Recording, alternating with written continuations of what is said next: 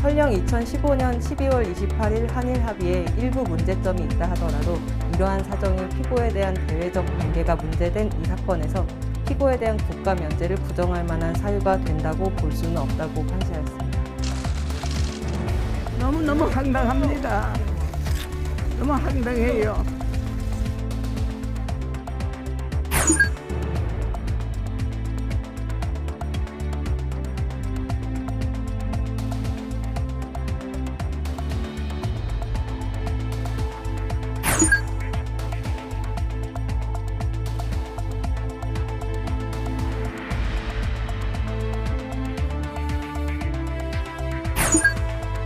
가 206표, 부 38표, 기권 11표로서 국회의원 이상적 체포 동의안은 가결되었음을 통보합니다.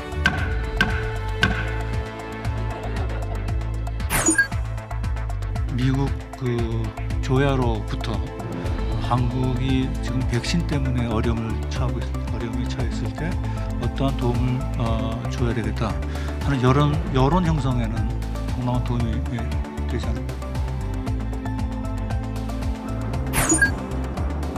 비행기가 떨어지는 거 봤죠? 그냥 쑥 들어갔어요, 물 안으로.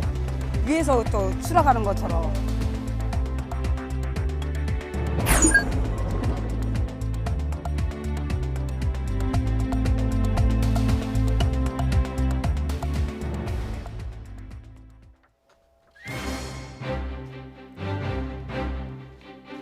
여러분 안녕하십니까? 같은 법원이 같은 사안에 대해서 전혀 다른 결론을 내렸습니다. 정반대 결론이 나온 위안부 피해자 관련 소송, 잠시 뒤에 집중 보도합니다. 대정부 질문에 이어 청와대 오찬 회동까지 정치권에서 사면 얘기가 불거지고 있습니다. 나이트 포커스에서 다뤄보겠습니다.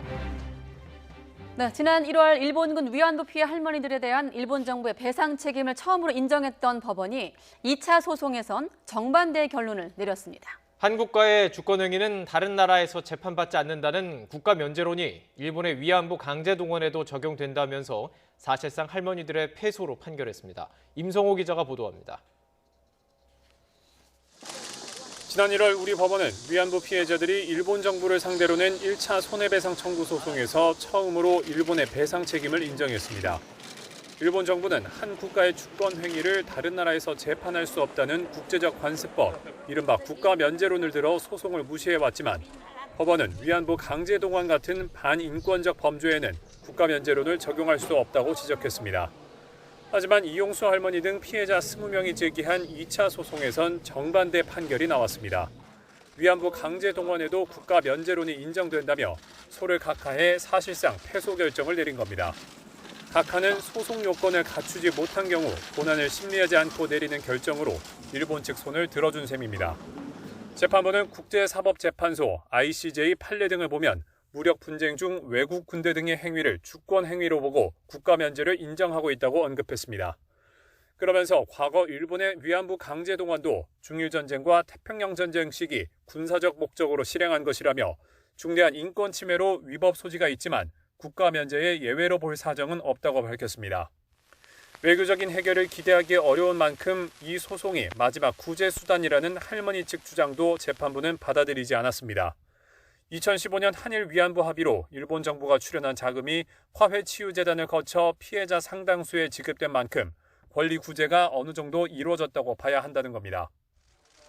법정에 직접 나온 일본군 위안부 피해자 이용수 할머니는 선고 도중 퇴정하며 실망감을 감추지 못했습니다. 너무 황당합니다. 너무 황당해요. 어쨌거나 저 결과가 좋게 나고 나쁘게 나고 가네. 국제사법재판소는 갑니다. 꼭 갑니다. 저는 이 말밖에 할 말이 없습니다. 할머니들을 지원해온 시민단체도 국제인권의 흐름에 반하는 판결이라고 비판하면서 일본의 배상 책임을 확정한 1차 소송 판결은 반드시 이행돼야 한다고 강조했습니다. 2015 한일 합의를 그 권리 구제 절차로 본 거에 대해서는 도저히 저희가 납득하기는 어렵습니다. 피해 할머니 측이 항소할 뜻을 밝히면서 2차 소송을 둘러싼 법정 다툼은 상심에서도 계속 이어질 것으로 보입니다. 다만 일본의 배상 책임을 두고 법원 스스로 모순된 판결을 내놓은 셈이어서 이를 둘러싼 논란도 커질 전망입니다. YTN 임성호입니다. 네, 그러니까 다른 판결을 내린 이유는 국가 면제가 인정되는지에 대해서 법원이 전혀 다르게 해석했기 때문입니다. 두 재판부가 외교적으로 민감한 사안에 대해서 다른 해석을 내놓으면서 혼란은 불가피할 것으로 보입니다. 나혜인 기자가 짚어봤습니다. 지난 1월 고 배춘희 할머니 등 위안부 피해자 12명이 제기한 1차 손해배상 소송 재판부는 국가 면제론이 일본의 면죄부가 될 수 없다고 못 박았습니다. 위안부 강제 동원은 반인도적 범죄 행위고 피해자가 불법 식민 지배를 받던 우리 국민이라면 일본의 주권 행위도 예외적으로 우리 법원에서 재판할 수 있다고 본 겁니다. 국제 강행 규범을 위반하여 다른 나라의 개인에게 큰 손해를 입힌 국가가 국가 면제 이론에 근거하여 그 배상을 회피할 수 있도록 해주기 위해 형성된 것은 아니라고 보았습니다. 하지만 석 달 만에 같은 법원에서 나온 판단은 전혀 달랐습니다. 2차 소송 재판부는 국가의 주권 행위가 심각한 인권 침해에 해당하더라도 그건 위법한 주권 행사일 뿐 주권적 성격이 없어지는 건 아니기 때문에 국가 면제의 예외로 볼 수 없다고 판단했습니다. 우리나라에는 미국, 영국처럼 불법 행위에 국가 면제를 적용하지 않는다는 법률도 없고 대법원 판례도 여전히 국제관습법으로 인정하는 만큼 국가 면제를 부정하는 건 국제법을 존중하는 우리 헌법에도 어긋난다는 겁니다. 그러면서 2차 세계대전 후 유럽 여러 나라 피해자들이 독일을 상대로 소송을 냈지만 각하된 사례 등을 언급하면서 국가 면제 예외를 인정하면 외교적 충돌이 불가피하다는 현실적 한계도 설명했습니다. 두 재판부는 지난 2015년 박근혜 정부의 한일 위안부 합의도 전혀 다르게 평가했습니다. 1차 소송 재판부는 당시 한일 합의가 개인에 대한 배상을 포괄하지 못해 민사소송이 아니면 피해자가 구제받을 방법이 없다고 봤지만 2차 소송 재판부는 당시 합의가 국가 간 외교적 교섭을 거쳤고 화해치유재단을 통해 피해자 상당수가 현금을 지원받은 점 등을 고려하면 대체 구제수단이 마련된 사실을 부정하기 어렵다고 판단했습니다.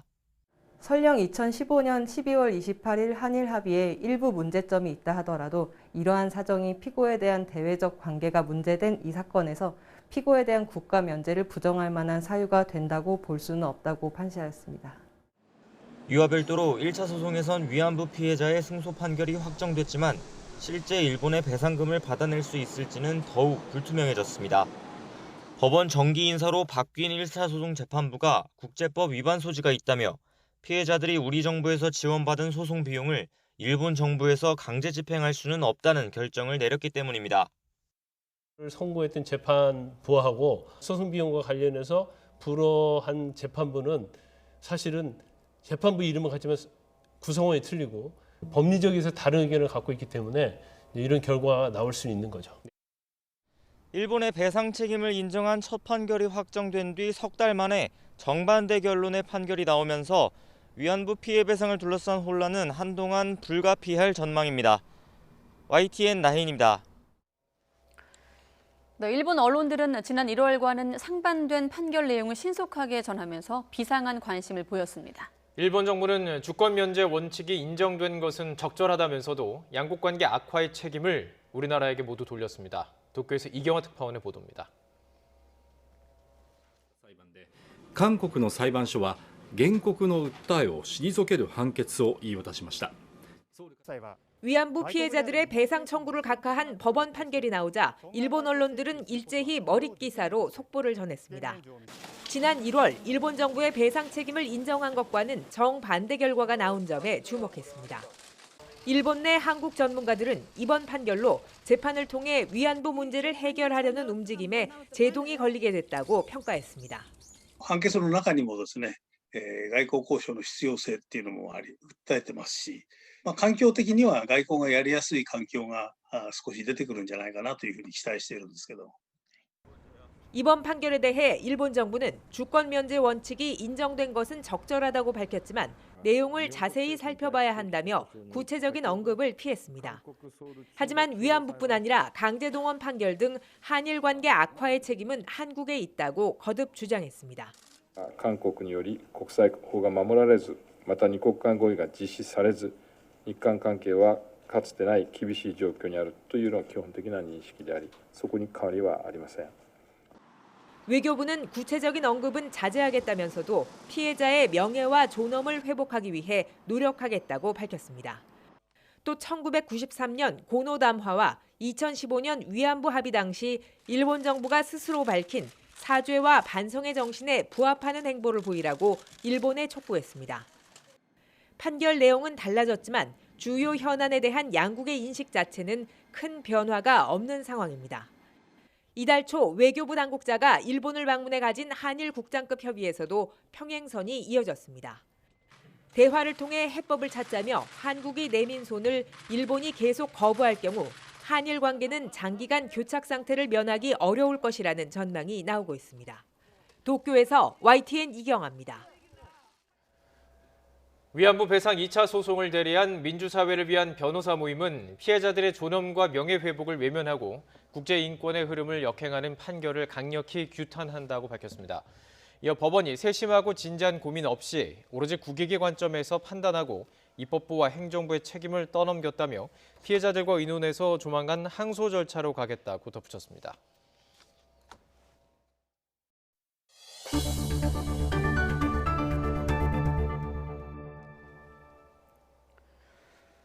네, 문재인 대통령이 4.7 재보궐선거 이후 처음으로 오세훈 서울시장과 박형준 부산시장을 청와대로 불러 오찬을 함께했습니다. 의제 없이 1시간여 진행이 됐는데 이 자리에서 전직 대통령에 대한 사면이 거론됐습니다. 문재인 대통령은 국민의 공감대와 통합에 도움이 되는지 고려해야 한다면서 신중한 입장을 보였습니다. 차정윤 기자의 보도입니다. 문재인 대통령이 지난 보궐선거에서 당선된 오세훈 서울시장과 박형준 부산시장을 청와대로 초청했습니다. 중앙정부와 지자체의 협력을 당부하기 위해 서둘러 점심 식사를 제안한 겁니다. 문 대통령은 정치적 견해는 달라도 중앙과 지방행정이 서로 함께 협력해야 한다면서 소통 의지를 분명히 했습니다.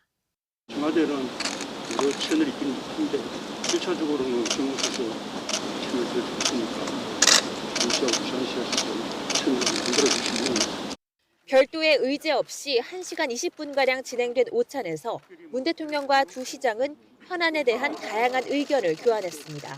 특히 박형준 부산시장이 큰 통합을 위해 제고해달라며 이명박 박근혜 전직 대통령의 사면을 건의하자 문 대통령은 두 분 모두 고령이고 건강도 좋지 않다고 해 안타깝다면서도 신중한 입장을 보였습니다.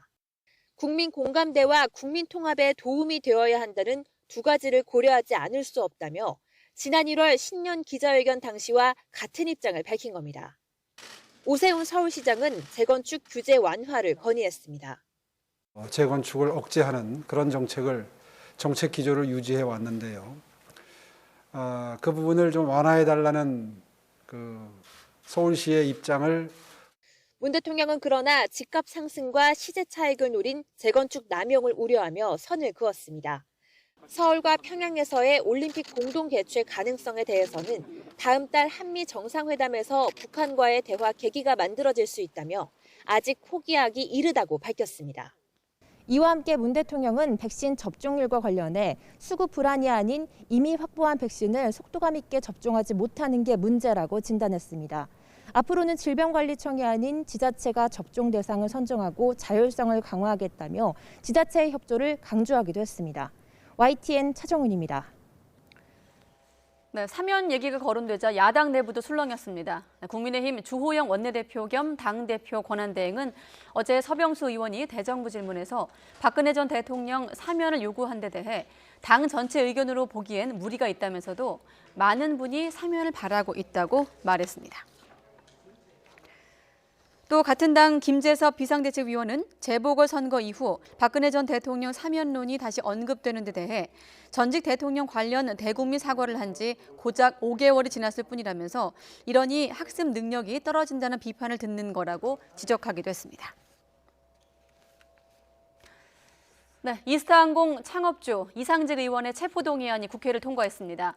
억울하다면서 동료 의원에게 친서까지 보냈지만 압도적인 찬성으로 가결됐습니다. 21대 국회 민주당 정정순 의원에 이어서 두 번째로 불명예를 안게 된 겁니다. 최하영 기자의 보도입니다. 가 206표, 부 38표, 기권 11표로서 국회의원 이상직 체포동의안은 가결되었음을 선포합니다. 이스타항공 창업주인 이상직 의원에 대한 체포동의안이 압도적 찬성으로 국회를 통과했습니다. 현지 국회의원은 회기 중 불체포 특권이 있는 만큼 사법당국이 국회에 체포동의를 구한 겁니다. 이 의원은 투표 직전까지 부당함을 호소했지만 역부족이었습니다. 검찰로부터 당하고 있는 이 참을 수 없는 지옥과 수모를 동료원 여러분 또한 언제라도 당할 수 있다는 사실을 잊지 마십시오. 이 의원은 550억 원대 회삿돈 횡령과 배임 등의 혐의로 구속영장이 청구된 상태입니다. 검찰은 이 돈이 정치 자금과 딸의 포르쉐 리스 비용 등에 들어간 것으로 보고 있습니다. 이 의원은 동료 의원들에게 보낸 친서를 통해 횡령액을 모두 갚았고 포르쉐 리스는 딸의 안전 때문이었다며 다소 이해할 수 없는 억울함을 호소하기도 했습니다. 포르쉐를 회사 돈으로 사줘도 되는 건가요? 업무 소행령이었습니다. 그러니까 업무용 리스차를 왜 따님께 대표이사가 업무를 하면서 탄 업무용 리스차입니다. 예. 체포동의안 가결에 이 의원이 적을 두었던 민주당은 당연한 결과라며 서둘러 선을 그었지만 더불어민주당의 불공정에 대한 엄중한 질책과 이에 대한 단호한 의지를 표명하는 것입니다. 국민의힘은 민주당의 공천 책임을 물었습니다. 민주당은 잘못된 공천과 당 소속 국회의원들의 범법 행위에 대해 부끄러운 줄 알고 국민 앞에 섰고 대죄해야 마땅할 것입니다. 이 의원은 역대 15번째이자 21대 국회 들어서 민주당 정정순 의원에 이어 두 번째 불명예를 안게 됐습니다. 국회에서 체포동의안이 가결되면서 이 의원은 구속 갈림길에 섰습니다. 구속 여부는 법원의 영장 실질 심사 판단에 따라 결정될 예정입니다. YTN 최하영입니다. 네, 규제에서 완화로 재보선 참패 이후 민주당이 부동산 정책을 바라보는 시각이 180도 달라졌습니다. 특히 종합부동산세를 깎아주는 방안이 중점적으로 거론되고 있는데요. 치솟고 있는 아파트값을 그대로 인정하겠다는 것 아니냐, 집값 잡을 의지가 있는 것이냐 비판이 나오고 있습니다. 이경국 기자가 취재했습니다. 종합부동산세는 부동산 광풍이 불던 지난 2005년 노무현 정부 때 도입됐습니다. 이후 2009년 1가구 1주택자 9억 원이라는 종부세 부과 기준이 마련됐는데 당시 적용 대상 가구는 0.6%였습니다. 문재인 정부 첫 해에도 0.7%로 비슷했는데 올해 들어서는 3.7%까지 늘었습니다. 부동산 가격의 급격한 상승에 공시가격 현실화까지 더해졌기 때문입니다. 민주당은 지난해까지만 해도 세제 강화 중심의 부동산 정책 기조에 발맞춰 다주택자에 대한 종부세 인상을 추진했습니다. 거센 조세 저항에도 불구하고 세제를 강화해 집값을 잡겠다는 의지가 강했습니다. 당정은 전혀 검토 안 바 없고 계획도 없다는 말씀을 드립니다. 하지만 지난 4.7 재보선 참패 이후 민주당 태도가 180도 바뀌었습니다. 선거를 통해 성난 부동산 민심이 확인된 만큼 정책 방향을 바꿔야 한다는 주장이 내부에서 잇따라 터져나온 겁니다. 실제 1주택자에 대한 종부세 부과 기준을 공시지가 9억 원에서 12억 원으로 조정하는 법안도 발의됐습니다. 정부의 부동산 정책에 대해 냉엄한 비판이 있었고 정책 변화에 대한 요구가 빗발쳤습니다. 이러한 목소리들을 귀 기울이면서 이를 두고 집권 여당인 민주당이 집값을 안정시킬 의지를 보이기는커녕 오히려 치솟은 집값을 그대로 인정하는 것이냐는 비판이 나오고 있습니다. 세금 깎아줄 테니 더 많은 집을 가져도 괜찮다라고 부동산 광풍을 조장하고 있습니다. 정부 역시 부동산 시장에 잘못된 메시지를 줄 수 있다는 우려를 공개적으로 표했습니다. 이런데도 재보궐선거 결과에 화들짝 놀란 민주당이 여론 눈치를 보느라 스스로 정한 큰 원칙을 손쉽게 접는 것 아니냐는 비판이 나오고 있습니다. YTN 이경국입니다.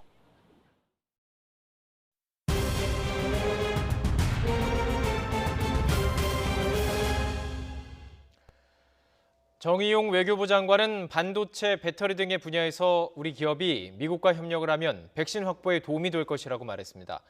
정부는 지난해 미국의 마스크와 진단키트를 지원했던 일까지 거론하면서 지원을 요청하고 있는데 미국은 여전히 난색을 표하고 있습니다. 김도원 기자입니다. 정의용 외교부 장관이 백신 확보를 위한 한미 협의 내용을 보다 자세히 밝혔습니다. 백신끼리 교환하는 스와프 개념보다는 동맹국끼리 서로 돕는다는 차원에서 논의하고 있다는 설명입니다. 지난해 코로나19 유행 초기 우리가 진단키트와 마스크를 지원했던 사례도 들며 미국을 설득하고 있습니다. 작년에 우리가 보여줬던 그런 연대 정신에 입각해서 현재 우리가 좀 겪고 있는 백신에서의 어려움을 도와줄 수 있기를 저희는 희망하고 있습니다. 미국은 자신들도 백신 비축분에 여유가 없다는 입장입니다. 정 장관은 바이든 미 대통령이 큰 관심을 가진 반도체, 전기차 배터리 등의 분야에서 협력하면 백신 확보에 도움이 될 것으로 기대했습니다. 정부가 민간 기업을 좌우할 수는 없지만 기업이 현명한 판단을 내린다면 적극 지원하겠다고도 밝혔습니다. 우리 민간 기업들의 이러한 분야에서의 협력 확대가 미국 조야로부터 한국이 지금 백신 때문에 어려움에 처해 있을 때 어떠한 도움을 줘야 되겠다 하는 여론 형성에는 상당한 도움이 되지 않을까요? 다만 일각에서 거론되는 것처럼 백신 확보를 위해 중국 경제협력체 쿼드에 참여하자는 주장에는 선을 그었습니다. 실리를 따져봐도 일회성 사안인 백신 공급과 국가 안보 전략의 문제인 쿼드 참여를 맞바꾸는 건 균형이 맞지 않는다는 지적이 나옵니다. 정부는 백신 접종자를 늘릴 수 있는 국산 특수주사기를 대가로 제공하는 방안 등을 검토하는 것으로 알려졌습니다. 다음 달 중순 한미 정상회담에서 백신 협력이 논의될 수 있다는 전망도 나오는데 정 장관은 그 전에 성과를 내도록 노력하겠다고 밝혔습니다. YTN 김도원입니다. 혈전증 위험이 제기된 얀센 백신에 대해서 정부는 연령을 제한해서 접종할 뜻을 내비쳤습니다. 백신 수급 불안 속에 러시아 백신 도입 얘기가 또다시 나오고 있습니다. 보도에 박홍구 기자입니다. 얀센 백신은 지난 7일 품목 허가를 받고 현재 도입 시기와 물량 등이 논의되고 있습니다. 정부는 원안대로 600만 명분을 2분기부터 도입한다는 계획이지만 유럽의약품청의 혈전 부작용 조사 결과에 주목하고 있습니다. 유럽의약품청의 얀센 백신에 대한 평가를 접종 대상 선정의 참고 자료로 활용하겠다고 밝혔습니다. 유럽의약품청에서 지금 그 얀센 백신에 대해 평가한 부분들은 국내에서도 이렇게 주목하고 있고 허가 과정과 접종 대상을 선정하는 과정에서 주요한 참고자료로서 활용될 예정입니다.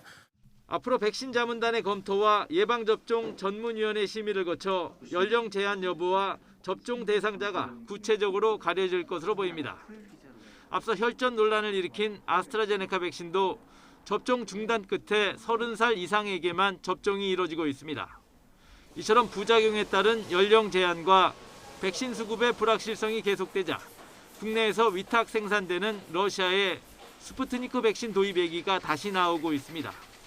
이재명 경기지사에 이어 민주당 당권 후보인 송영길 의원도 라디오 방송에 나와 러시아 백신 도입의 필요성을 주장했습니다.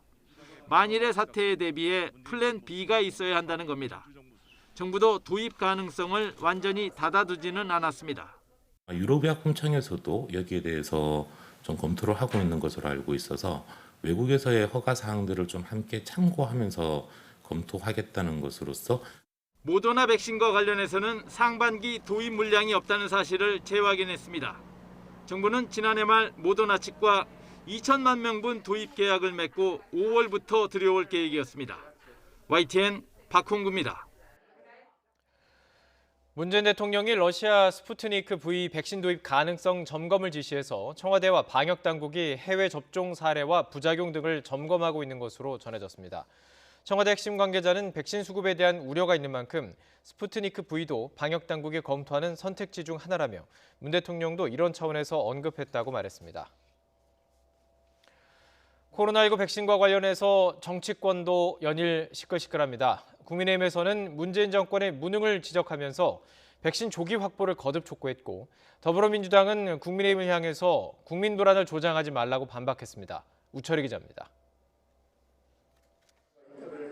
국회 대정부 질문 마지막 날도 코로나19 백신 문제가 단연 화두가 됐습니다.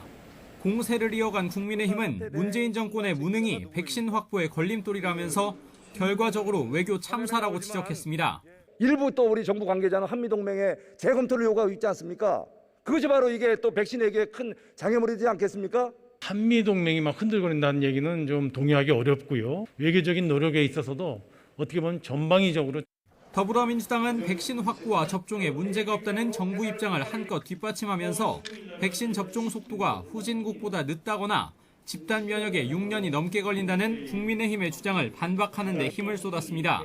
정부로서는 11월 달이 지켜질 수 있도록 최대한 노력을 하겠습니다. 접종에 관한 노력들을 좀 비아냥대고 조롱하기 위해서 아프리카, 르완다, 방글라데시 또 6년 4개월 이런 이야기들이 나온 거 아니겠습니까?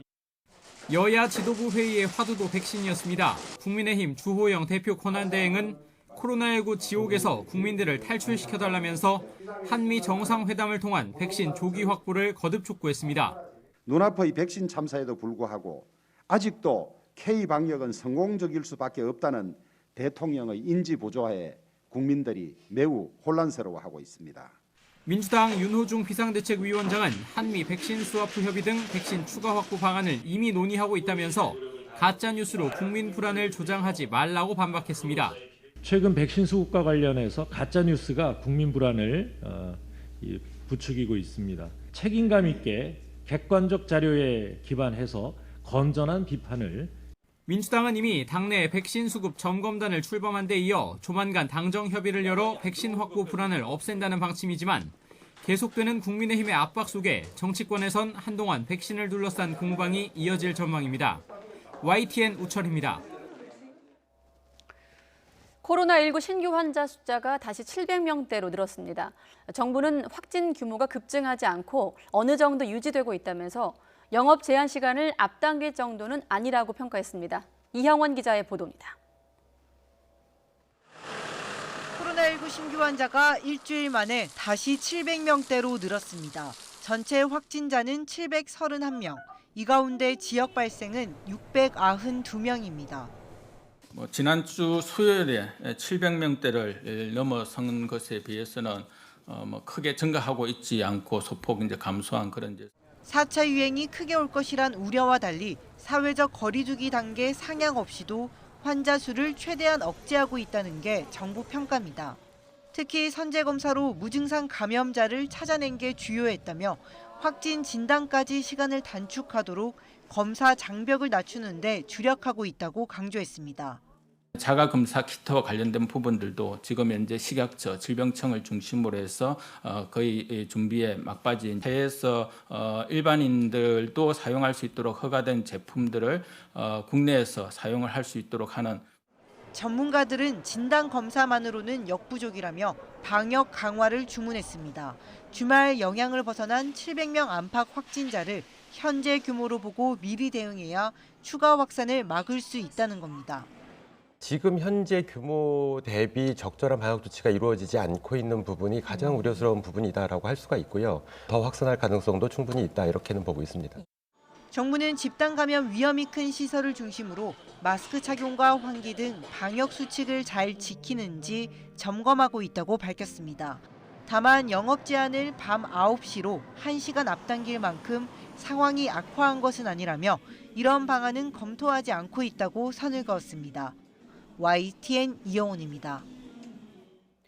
네, 특히 일상생활 곳곳에서 코로나19 확진자가 발생하고 있습니다.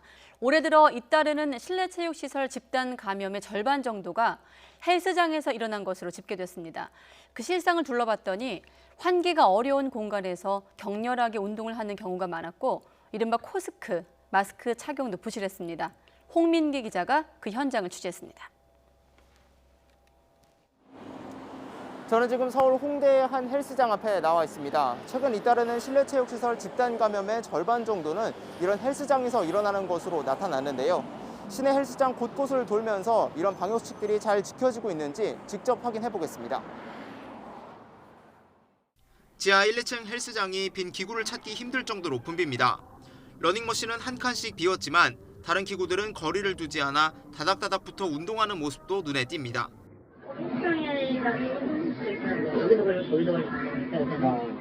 다른 헬스장으로도 가봤습니다. 환기가 어려운 지하시설에서 이른바 턱스크, 코스크 상태로 달리기를 하거나 강사와 수강생들이 단체로 음악에 맞춰 자전거를 타기도 합니다. 숨을 몰아쉬게 되는 격렬한 운동이지만 출입문은 굳게 닫아둔 상태입니다. 그리고 노래소리가 너무 커서 이거를 열어놓고 하게 되면 밖에 다 들려서 주기적으로 이게 계속 강사님이 환기시키면서 하고 계세요. 사회적 거리두기 2단계에서 실내 체육시설에 적용되는 의무 방역 수칙은 면적당 인원 제한, 음식 섭취 금지, 2시간마다 환기 등입니다. 하지만 올해 발생한 실내 체육시설 집단 감염은 40건, 감염자는 1,100여 명에 달하는 만큼 더 엄격한 수칙을 적용하고 단속해야 한다는 의견이 나옵니다. 체육시설들은 호흡이 거칠 수밖에 없어서 상대적으로 비말이 멀리 날아갈 가능성들이 있거든요. 그런 것들을 고려를 해서 환기나 마스크 착용을 더 철저하게 하셔야 될 것 같아요. 그렇다고 다시 시설을 닫게 하기도 어려운 만큼 현재로선 시설 운영자와 이용객들의 철저한 수칙 준수와 관리가 핵심일 수밖에 없습니다. YTN 홍민기입니다. 네, 그런가 하면 어린이집과 학교 등에서도 감염자가 속출하고 있습니다. 상황이 이렇자 충청북도는 공무원들에게 회식과 술자리 금지 등 사실상 금조령까지 내렸습니다. 계속해서 이성우 기자가 보도합니다. 교사 3명과 원생 5명이 코로나19 확진 판정을 받은 광주의 한 어린이집입니다. 이 어린이집에 다니는 자매 2명이 양성 판정을 받자 원생과 교사 등 76명에 대해 전수검사를 벌였는데 감염자가 추가로 나온 겁니다. 방역당국이 CCTV를 확인한 결과 일부 교사가 마스크를 쓰지 않아 방역수칙을 위반한 사실을 파악했습니다. 방역당국은 다음 달 3일까지 해당 어린이집을 폐쇄 조치했으며 음성이 나온 교사와 원생들도 모두 자가격리하도록 했습니다. 광주 2300번이 기침, 인후통 등 증상이 있어서 원내 선생님과 그다음 외래로 한 명씩 오시는 선생님 포함 총 76명에 대한 검사를 진행했습니다.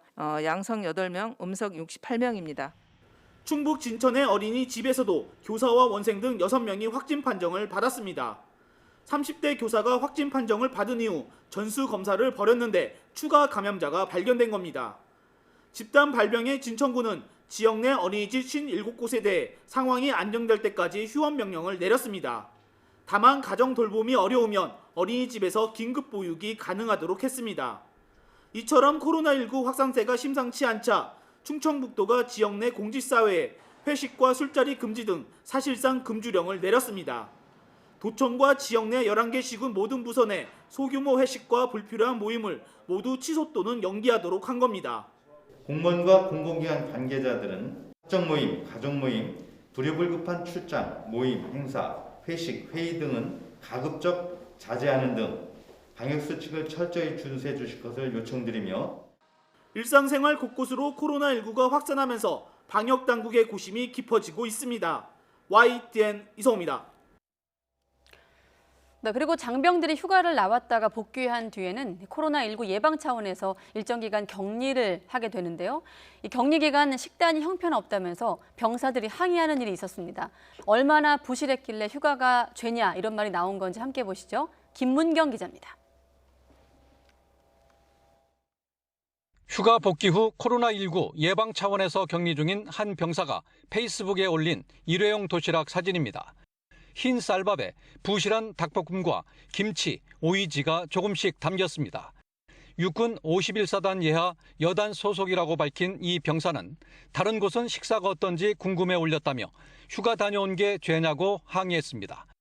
해당 게시물은 사흘 만에 7,000개가 넘는 댓글이 달렸고 자신이 속한 부대도 별반 다르지 않다는 사례도 있었습니다. 이 같은 부실급식이 격리 군인들만의 문제가 아니라는 주장도 제기됐습니다. 12사단 모 부대 소속이라고 밝힌 병사가 올린 도시락은 더 형편없었습니다. 반찬이라고는 햄 약간과 포장김이 전부였습니다. 또 120명이 넘는 부대에 햄버거 빵이 60개밖에 없어 취사병이 반으로 잘라 120개를 만들었다고 전했습니다. 육군 관계자는 51사단의 경우 부대 자체의 취사 메뉴로 격리 장병뿐만 아니라 다른 장병들도 똑같이 제공됐고 12사단의 경우 부식 청구가 제대로 안 돼 빚어진 일이라고 해명했습니다. 앞서 국방부는 장병들의 급식 수요에 맞춰 올해 장병 1인당 하루 기본 급식비를 8,790원으로 책정했다고 강조했습니다. YTN 김문경입니다. 오늘 수도권을 비롯한 내륙의 낮 기온이 30도 안팎까지 치솟았습니다. 6월 하순에서 7월 초에 해당하는 여름 더위로 계절이 무려 2달이나 앞서간 셈입니다. 정혜윤 기자의 보도입니다. 거침없이 뿜어져 내려오는 시원한 폭포수. 그 앞에는 하늘로 치솟는 분수대 물기둥이 더위를 식혀줍니다. 아스팔트 위로는 열기가 아지랑이처럼 피어오르고 반소매 차림과 시원한 음료수가 어색하지 않은 거리 풍경은 이미 봄이 아닌 여름입니다. 시험 끝나고 이거 마시러 나왔는데 가만히 있어도 더워요. 진짜 여름인 것 같아요. 갑자기 찾아온 여름 더위에 기온은 크게 치솟았습니다. 제가 나와 있는 서대문구를 비롯해 강남구와 마포구 등 서울 일부 지역은 오후 1시 현재 낮 기온이 27도 안팎까지 크게 치솟았습니다. 이 정도면 6월 하순 기온으로 계절이 약 2달가량 앞서가는 셈입니다. 서울 공식 최고 기온은 28.2도, 평년보다 10도나 높아 올봄 최고 기온을 기록했습니다. 비공식 기록으로는 경기도 안성시 서운면 기온이 전국에서 가장 높은 32도까지 올랐고 경기도 광주와 경북 경산도 31도를 넘었습니다. 맑은 날씨에 일사가 강하게 내려쨘 데다 동풍이 태백산맥을 넘으면서 고온 건조해져 서울 등 중서부를 비롯한 서쪽 내륙의 기온을 크게 끌어올리는 역할을 했습니다. 강한 햇살과 때이른 고온에 내륙 곳곳에 예년보다 보름가량 일찍 오존주의보가 발령되기도 했습니다. 성급한 이번 더위는 하루 정도 더 이어진 뒤 금요일부터는 물러날 것으로 보입니다. YTN 정혜윤입니다. 충북 청주에서 대청호에 산불 진화에 나섰던 헬기 한 대가 추락했습니다. 헬기 안에 타고 있던 2명은 모두 구조됐지만 1명은 끝내 숨졌습니다. 황보영 기자가 보도합니다. 충북 청주시 문의면 대청호 위로 선명한 기름띠가 보입니다. 산불 진화용 헬기가 20m 물속으로 추락한 뒤 생긴 겁니다. 119 구조대가 현장에 접근해 물속에서 수색 작업을 벌입니다. 사고 직후 가까스로 헬기에서 탈출해 스스로 헤엄쳐 나온 기장은 목숨을 건졌습니다. 물속에서 119에 의해 구조된 부기장은 병원으로 옮겨졌지만 끝내 숨졌습니다. 비행기가 떨어지는 걸 봤죠. 그냥 쑥 들어갔어요. 물 안으로. 위에서 또 추락하는 것처럼. 헬기가 대청호에 추락한 것은 오후 2시 50분쯤입니다. 사고 헬기는 부근 현도면에 있는 산불 현장으로 출동한 상태였습니다. 진화 막바지쯤 대청호에서 물을 담는 과정에서 추락한 것으로 알려졌습니다. 급수를 위해서 대청댐 위에 선의 비행을 하다가 추락한 것으로 추정되며 추락 헬기는 S-76C 기종으로 충청북도가 지난 1월부터 민간 회사에서 임차해 사용해온 것으로 조사됐습니다. 소방당국은 사전 준비를 마치는 대로 추락 헬기 본체 인양 작업에 나설 것으로 보입니다.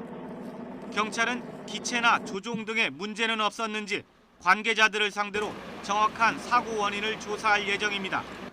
YTN 홍보현입니다.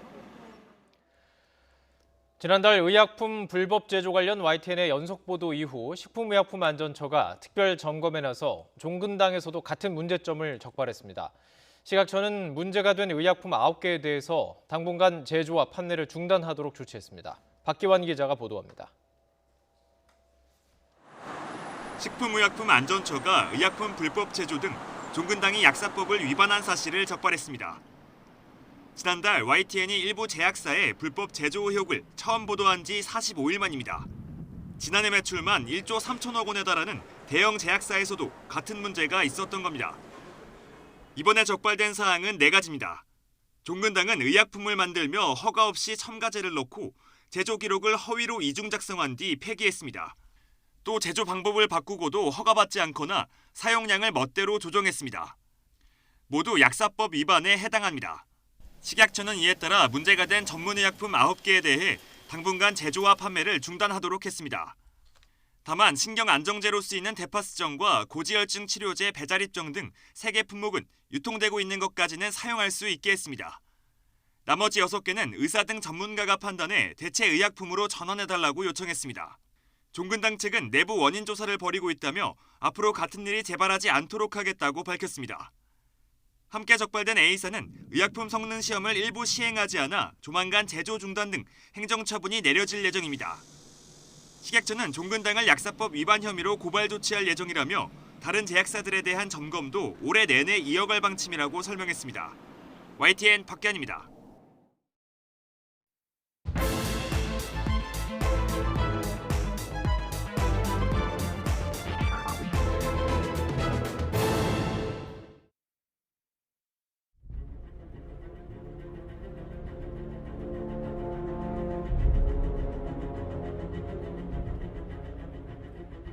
조용히 하는 사람들이 몰라요. 이사가 이상한 게 물건이고 그리고 잘 지나가요.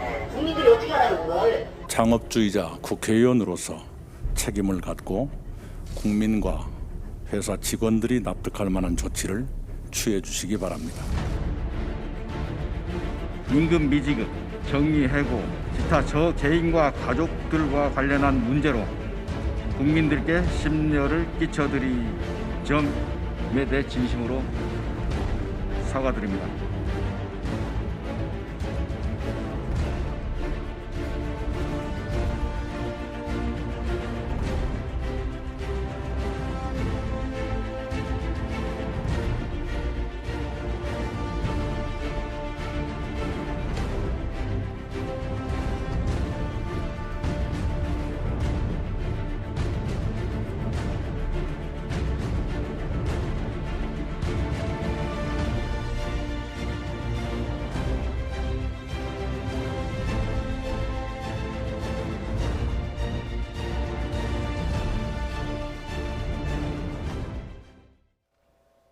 네, 민주당도 외면한 이상직 의원.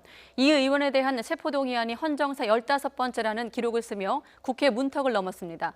대정부 질문 또 청와대 오찬 회동을 거치면서 사면 문제가 부상하기도 했는데 이를 놓고 국민의힘이 내부 갑론 을박을 이어가고 있습니다. 나이트 포커스 오늘은 박진영 민주당 상근 부대변인 또 장성철 공감과 논쟁 정책센터 소장님 두 분과 함께하겠습니다. 안녕하십니까? 네, 255명이 투표를 했고 찬성이 206표, 계산을 해보니까 가결률이 80% 정도 되는데 예전에 한 24% 나왔던 거에 비하면 상당히 압도적인데 국회 내부 좀 분위기 전해주세요. 예, 보통 이제 이런 사안들에 대해서는 여야가 자기 당이라고 하더라도 당론을 정하지는 않습니다. 예. 당론을 정하지는 않고 이제 자유투표에 맡기는데요. 제가 오전에 이제 국회에 갔었습니다. 예. 가서 이제 민주당 원내 행정실이라고 하는데 이제 원내 지도부죠. 그쪽에 가서 분위기를 보니까 전반적으로 당론 비슷하게 처리해야 된다라는 쪽으로 이렇게 흘러가고 있었는 분위기였고요. 예. 가장 중요한 문제는 과거에 있었던 이 부분이 횡령과 배임 문제도 있지만 대량 해고를 유발했다라는 창업주로서 그런 부분에서 고용 문제에 있어서의 민주당의 정체성과 위배되는 측면이 있다는 점과 그리고 또 최근의 상황으로서 보궐선거 이후에 당 혁신이라는 이런 과제가 지금 떠오르는 상황에서 우리 식구였다고 해서 감사선은 절대 안 된다는 그런 분위기가 형성됐기 때문에 대부분이 다 이렇게 찬성할 거다 이렇게 예상을 하고 있었습니다. 네, 방금 고용 문제 언급하셨는데 말씀 나온 김에 어떤 혐의를 받고 있는지 좀 설명해 주시죠. 대략 3가지입니다. 자금당당 간부인 조카와 공모를 해가지고 회사에 대략 430억 정도의 손해를 끼쳤어요. 이건 횡령과 배임입니다. 두 번째는 자금당당 간부인 이 친구가 대략 38억 원을 횡령했습니다. 예. 이것을 또 공모했다라는 것이고 세 번째는 명절 때 대략 2,646만 원어치의 선물을 돌렸다. 그래서 정당법을 위반했다. 이 3가지입니다. 검찰에서는요. 공모했다고 하지만 결국에는 이렇게 횡령, 배임 이런 것들이 이상직 의원의 지시로 이루어졌다라는 것이 검찰의 판단이고요. 저는 기본적으로 이 국회에서 오늘 표결 나온 거 물론 압도적으로 찬성이 됐지만 네. 대략 49분의 의원님들은 반대를 했어요. 네. 반대하고 기권하고.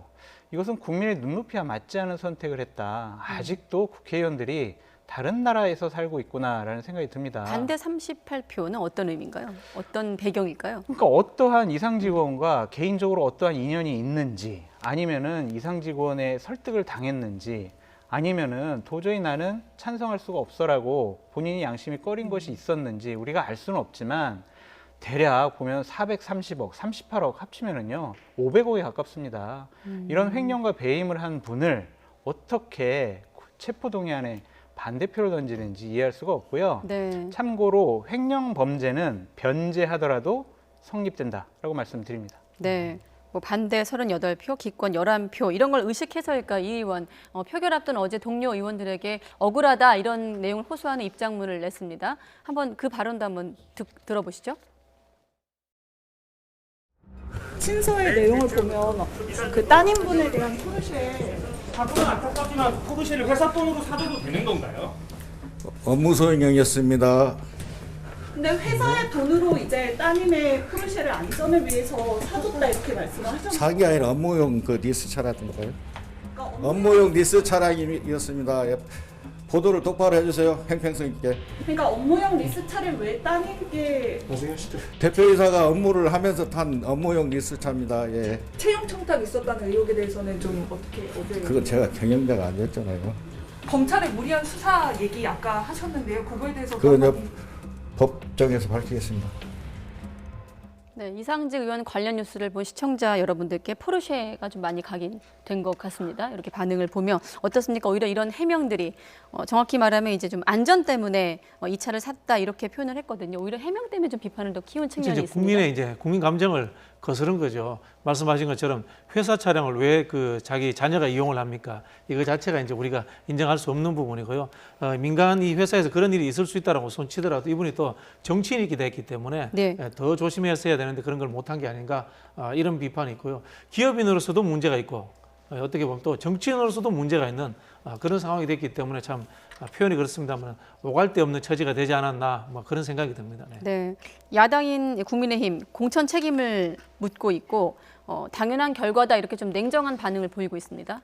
야당 같은 경우는. 당연히 공천 책임을 져야죠. 저 사건은요 2007년도 이전에 생긴 일들이었거든요. 공천하기 2017년 근데 공천하기 전에 당연히 알았던 것인데 왜 저렇게 무리하게 공천했는지 당시에 당대표, 선대위원장, 공천을 담당했던 지도부 당연히 책임을 져야 하고 반성이나 유감 표명을 해야 한다고 생각을 합니다. 저건 당연한 결과예요. 기본적으로 잘못했잖아요. 예. 잘못한 분이 검찰 조사를 당연히 받아야 되고 검찰에서 구속영장을 청구했으면 법에 맞게 법원에서 저 구속영장을 발부를 하게 되면 당연히 체포돼서 조사받아야죠. 그게 일반적인 국민들이 당하는 일들이 아니겠습니까? 이런 것들이 국회의원이라고 배려를 받는다는 것은 옳지 못하고요. 네. 이번 기회에 헌법 44조에 있는 불체포특권 우리가 지금 헌법을 고칠 수는 없지만 국회에서 스스로 각 정당과 의원들이 자 우리는 불체포특권 이거 포기하겠습니다라고 선언해야 됩니다. 이 불체포특권은요. 독재 정권 시절에 민주화 운동하던 분들을 잡아가려고 할 때 못 잡아가도록 해놓은 특권이거든요. 네. 지금은 그런 시대가 아니지 않습니까? 이러한 횡령, 배임, 정당법을 위반한 분을 보호하기 위해서 헌법상의 권리를 행사할 수 있다? 이것은요 국민들이 용납하지 않을 거다라고 말씀드립니다. 네, 이 질문을 드리려고 했는데 마침 답변을 하셨기 때문에 같은 질문을 드릴게요. 네, 어떤 의미가 있다고 보십니까? 네, 뭐 저는 이제 불체포 특권뿐만이 아니고 이제 의원들의 이제 발언에 있어서의 면책 특권 문제도 한번 조정해 볼 필요가 있다는 생각입니다. 물론 이제 그 정부에 대한 견제 의미로서 충분히 발언에 대해서 이게 자유를 보장해 둬야 된답니다만은 이 면책 특권이 흔히 하는 말로 정쟁의 도구로 우리 활용되는 측면이 많지 않습니까? 예. 그런 부분들도 한 번쯤은 이제 검토해 봐야 된다 그런 생각이 들고요. 좀 더 아쉬웠던 점 이런 부분이 있습니다. 이상직 의원이 민주당인 상태에서 저는 징계를 받고 이 법적 처리가 됐던 것이 아까 말씀하신 것처럼 공천한 당이 책임진다는 모습에서 좀 더 저는 바르지 않았나 이런 생각이 들고요. 이전 케이스에 이제 정정순 의원이라고 했습니다. 이분은 이제 선거법으로 이렇게 구속이 됐는데요. 이분 같은 경우는 그 당시에 이제 민주당 지도부가 검찰에 출두를 하라고 했는데 끝까지 출두를 안 했습니다. 그러다 보니까 민주당에서 앞장서서 이 체포동의안에 대해서 동의를 해줘 버렸습니다. 사실은 그렇게 되는 게 맞거든요.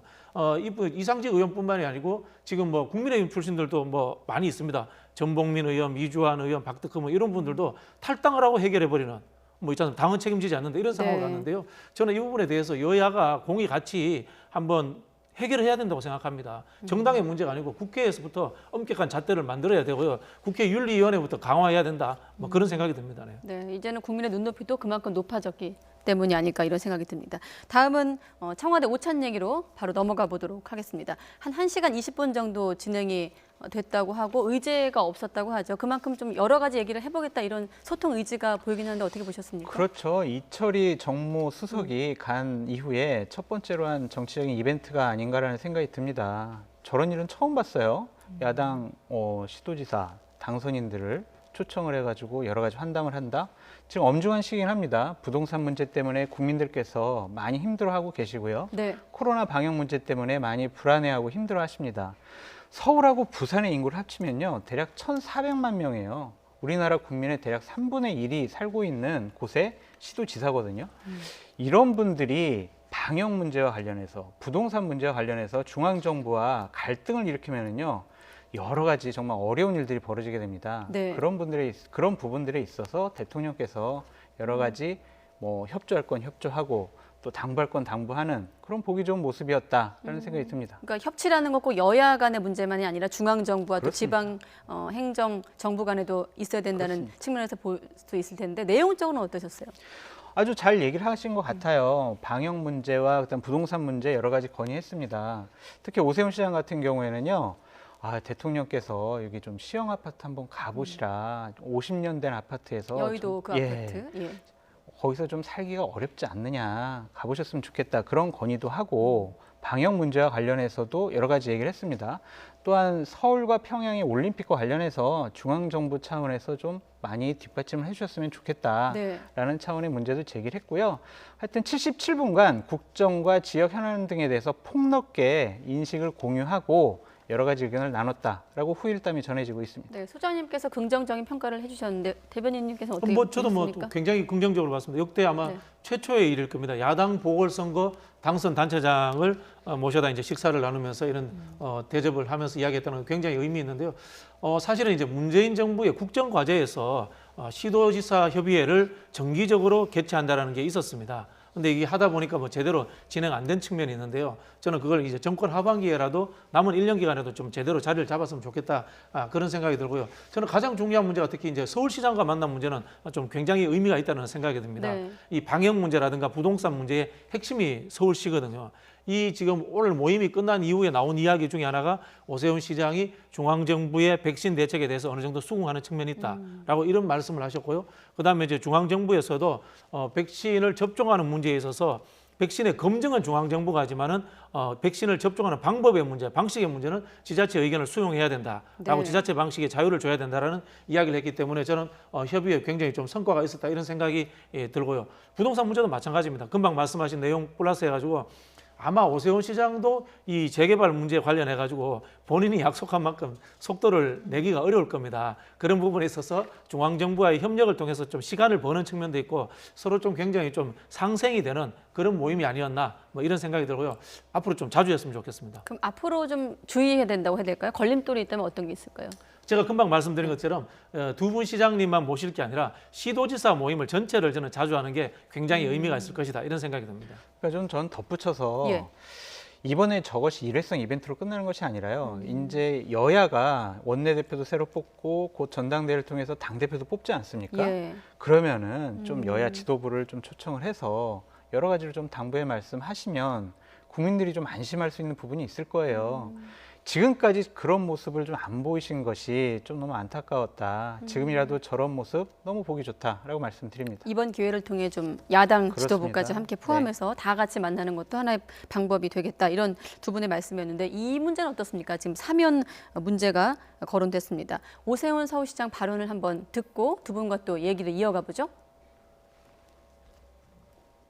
여러 가지 현안에 대해서 말씀을 나눴고요.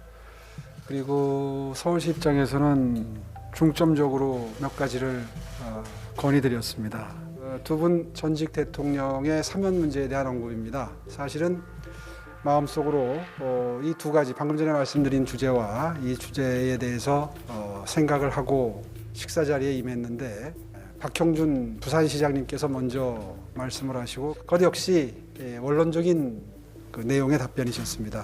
저 역시 같은 건의를 드리려고 생각하고 있었다는 말씀만 드렸습니다. 그러니까 오 시장도 얘기를 꺼내려고 했는데 박형준 부산시장이 먼저 얘기를 했다라는 오세훈 서울시장의 설명이었습니다. 일단 이 시점에서 청와대로 야당 소속 시장 두 사람을 불러서 오찬을 함께하는 자리에서 사면 얘기를 둘 다 꺼내야겠다 이렇게 의지를 갖고 온 거거든요. 어떤 배경이 있다고 보십니까? 저는 개인적으로 이제 지금 사면론에 반대합니다. 그럼에도 불구하고 야당 단체장이 저런 자리에서는 할 수 있다고 생각을 합니다. 예. 왜냐하면 야당 소속의 대통령 두 분이었기 때문에요. 다만 오세훈 시장이 저걸 밖에 나와서 기자들에게 브리핑을 하면서 밝힌 거는 저는 적절치 않다라고 그런 생각이 듭니다. 아마 박형준 부산시장이 그 이야기를 하셨지만은 언론에 밝히지 않는 것이 저는 적절했다는 생각이 들고요.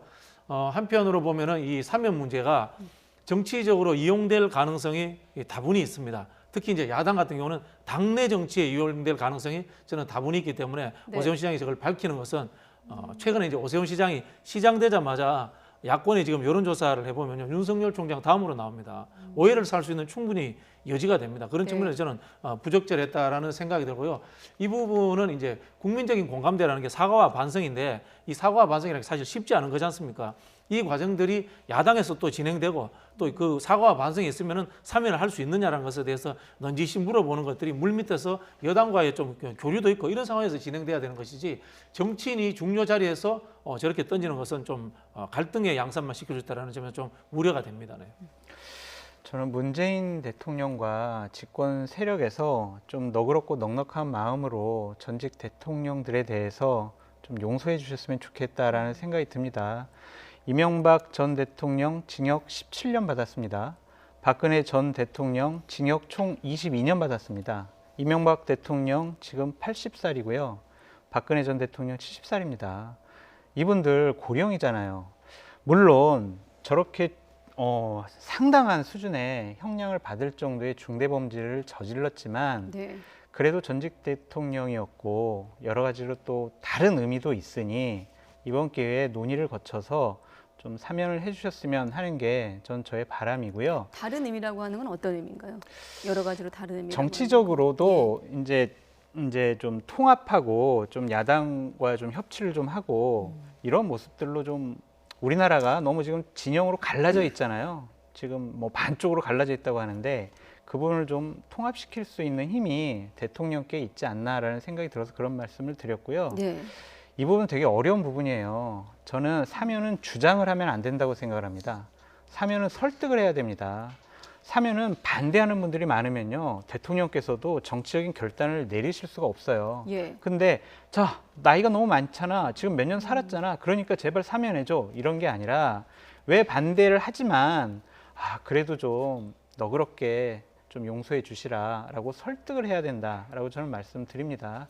그래서 이 사면 논의가 본격적으로 시작이 돼서 문재인 대통령 임기 내에 이 부분이 좀 해결됐으면 좋겠다라는 바람을 가져봅니다. 네, 특별 사면이라는 것이 대통령의 고유 권한 아니겠습니까? 그렇다 보니까 이렇게 사면 건의를 한 것인데 일단은 대통령 입장에서는 좀 신중한 반응을 오늘 이 시장들 입장에서는 원론적인 답변이다 이렇게 표현을 했습니다만은 어떻습니까? 이런 부분이 있습니다. 지금 두 대통령에 대한 사면이 어려운 이유는 전두환 대통령 탓입니다. 전두환 대통령을 사면을 해줬더니 뻔뻔하게 본인이 했던 것에 대해서 사과도 하지 않고 있는 이런 상황들에 국민 감정이 존재하는 거기 때문에 사면 이야기 자체를 꺼낼 수도 없는 상황이 지금 돼버린 거거든요. 네. 이걸 정치적으로 판단을 해보면요, 여권에서 사면은 이제 대통령 선거에 이런 그게 이슈화 됐을 때 본선 전략으로 여당에서는 손해볼 거 하나도 없으면 나쁘지 않습니다. 사실은 중도 표심을 잡는다든가 그런 부분에도 불구하고 이렇게 여당조차도 말을 꺼내기 어려운 상황이 돼버린 것은 두 분이 이 상황에 대해서 인정을 하고 들어와야 됩니다. 이명박 대통령과 박근혜 대통령이 앞에 말씀드린 것처럼 전두환 대통령처럼 보이지 않으려면요, 그런 상황들을 야당에서 먼저 두 대통령에 대해서 어느 정도 설득을 해줘야 돼요. 그런 절차가 있는, 금방 저는 굉장히 좋은 이야기를 했다고 생각하는데 주장하는 것이 중요한 것이 아니라 여야 국민들까지 설득해가는 과정 속에서 저는 사면이 이루어지고 논의가 되는 것이 맞다 이렇게 생각하는 거지, 특정 정치인이 이렇게 내뱉어 버리면요 사면 논의 자체가 하기가 더 힘들어집니다. 좀 그런 상황을 좀 이해해 주셨으면 좋겠다 그런 생각이 듭니다. 장하게 덧붙여 말씀을 좀 해주시면 청와대 관계자가 거절 차원의 말씀은 아니었다라는 설명을 했거든요. 그렇죠. 원론적인 이야기밖에 할 수가 없는 거예요. 과거에 제가 사면 사례를 한번 말씀드릴게요. 전두환 노태우 대통령 같은 경우 사면이 어떻게 되냐면요. 대통령 선거가 끝난 다음에 당선자인 김대중 대통령이 전임 대통령인 김영삼 대통령께 건의하는 형태로 해서 해결이 됐었거든요. 아마 그런 모델을 생각을 하신다면은 조금 시간을 두고 내부 정리부터 하면서 좀 천천히 꺼내는 게 좋지 않겠나 그런 생각이 듭니다. 네, 알겠습니다. 올해 초 잠깐 또 그 등장을 했던 사면론이 다시 한번 또 이렇게 불거졌고 아무래도 대선을 앞두고 있다 보니까 계속 이 문제가 거론될 것 같거든요. 그렇죠. 국민의힘 쪽에서는 본인들이 배출한 대통령 아니겠습니까? 저런 모습이 상당히 마음이 불편하고 힘들 거예요. 또한 지지 세력은 빨리 사면을 요구해라라는 요구가 있을 거고요. 하지만 대통령께서는 되게 어려울 것 같아요. 1월 초에 이낙연 전 대표께서 사면론을 꺼냈다가 호되게 당하지 않았습니까? 지지층으로부터 상당한 비판의 목소리를 받았고요. 그런 차원에서 대통령께서는 본인을 지지하고 있는 지지층의 의견도 무시할 수가 없을 겁니다. 이런 어려운 문제는 결국에는 대통령의 결단을 통해서 해결될 수가 있다. 문재인 대통령께서 여러 가지 어려운 상황이시겠지만 좀 넉넉하고 너그러운 마음으로 용서를 해주셨으면 좋겠다. 배려해 주셨으면 좋겠다라는 생각을 거듭 해봅니다. 네, 앞서 두 분 모두 국민 여론에 대한 얘기를 하셨는데 지금 두 분은 어떻게 보세요? 국민 여론이 사면에 대해서 어떻게 좀 형성되어 있다고 보세요? 오늘 여론조사를 보니까요. 반대가 더 높았어요. 반대가 대략 50, 찬성이 대략 44% 이렇더라고요. 이게 한두 달 전 했던 것보다는 더 이렇게 반대가 늘어났어요. 국민들께서는 아직도 마음속에 용서를 하지 못하는 마음이 더 큰 것 같습니다. 그러한 여론도 바꿀 수 있는 것은 대통령의 힘이라고 생각이 듭니다. 그것이 바로 집권 세력의 힘이죠.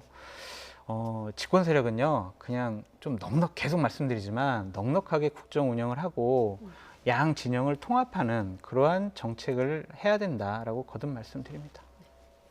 아까 제가 말씀드렸지 않습니까? 김영삼 대통령 그 시절에 김대중 당선자가 제안을 했다라고 했는데요. 민주당 대통령 후보가 당선이 되면은 제안할 수 있지 않을까? 그렇게 한번 상상해 봅니다. 네, 알겠습니다. 앞서 그 대변인께서도 말씀하셨지만 이 문제가 야권 내에서 좀 더 불거지는 대목도 지적을 하셨거든요. 실제로 그 지난 재보궐선거 승리한 야권에서는 이미 뭐 사면론이 이런저런 갈래로부터 지금 불거지고 있는 상황인데 대정부 질문 자리에서 서병수 의원도 언급을 했습니다. 들어보겠습니다. 지금 현재 두 분의 전직 대통령께서 현재 수감 중입니다. 박근혜 전 대통령은 탄핵되고 사법 처리되어서 지금 구치소에 수감되어 있습니다. 저를 포함해서 많은 국민들은 박근혜 전 대통령에 대한 탄핵이 잘못되었다고 믿고 있습니다.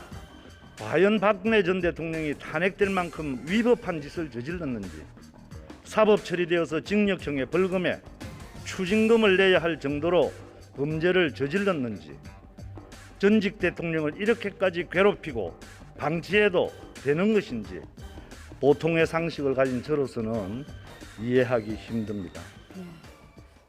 사면에 대한 언급도 있었습니다만 이 대목도 지금 논란이 되고 있어요. 탄핵될 만큼 위법한 짓을 저질렀는가, 이른바 탄핵 불복론인데 이 문제하고 사면 문제는 좀 다른 문제 아니겠습니까? 두 개를 나눠서 생각해야 합니다. 사면 문제는 대통령의 여러 가지 배려를 통해서 해결할 수 있는 문제인데, 탄핵이라는 문제는요, 이미 정치적으로 법률적으로 심판이 끝난 문제 아니겠습니까? 그런 문제에 대해서 친박의 핵심 실세였던 서병수 의원의 저런 얘기는 중진 의원으로서, 국회의원으로서, 상식적인 국민으로서 도저히 이해가 안 되고 자격이 없다라고 말씀드려요. 서병수 의원 스스로 말했죠. 보통의 상식을 가진 저로서는 이라고 얘기를 하는데, 많은 국민들은요, 박근혜 전 대통령, 이명박 전 대통령, 그러한 17년, 22년 형을 받을 만큼 잘못을 했다고 생각을 할 겁니다. 대법원에서 확정 판결까지 났잖아요. 그것을 어떻게 많은 국민들이 탄핵을 당할 것만큼 그런 잘못을 저질렀느냐, 이런 식으로 항변하는 것은요, 국민의 상식과 눈높이에 맞지 않은 얘기를 했다. 서병수 의원이 국민의힘에 큰 짐이 되는 저런 화두를 던졌다. 저것 때문에 국민의힘은 앞으로도 원내대표 선거라든지 당대표 선거 때 저게 화두가 될 거예요. 당신 탄핵에 찬성했어? 탄핵에 반대했잖아. 지난 4년 동안요, 저 탄핵 문제를 극복하기 위해서 숨없이 많이 노력을 해왔는데 다시 중진 의원이라는 사람이 저런 화두를 던졌습니다. 네. 보궐선거에서 2군데에서 이겼다고 오만하고 교만해졌습니다. 내년 대선 어떻게 치를 겁니까?